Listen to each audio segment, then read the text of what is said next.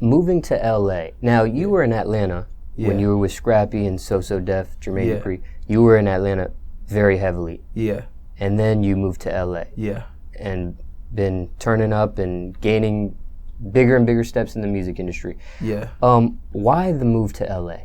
Well, because when I was with So So Def, like, I know JD had lived out in LA, and I remember telling him, like, I'm gonna go to LA, and he was like, nah, you shouldn't go LA. LA for artists that's on already, or artists that's this and that. And then I remember Bow Wow was telling me, he was like, man, fuck that, go to LA. But that was like my first time ever wanted to go to LA. And then, you know what I'm saying, I took a break, like, putting out music, and we got Tokyo together.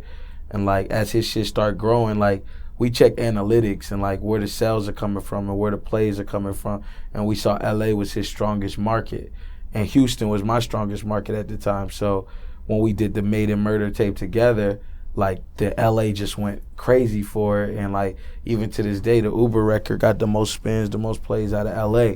So we was like, man, we got a big fan base out of LA. What if we move out there and just like really fuck with the fans out there? So we searched, we found the right compound, because that's what we got, is a compound, and all the Private Club Records artists live in the compound. So we got compound, huge crib, like pool, jacuzzi, basketball court, some dream house shit. We found it, we moved out there, and we did our first show at the Roxy. It hold like 600 or 700 people, and we sold it out after we moved out there. Had no support, like, we sold it out.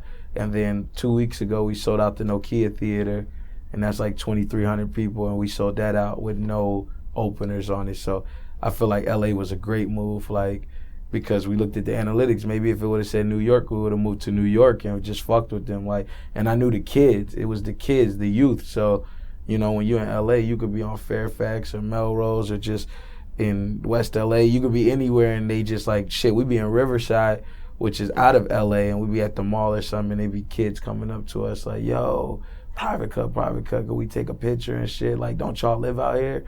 So LA was a good move for us.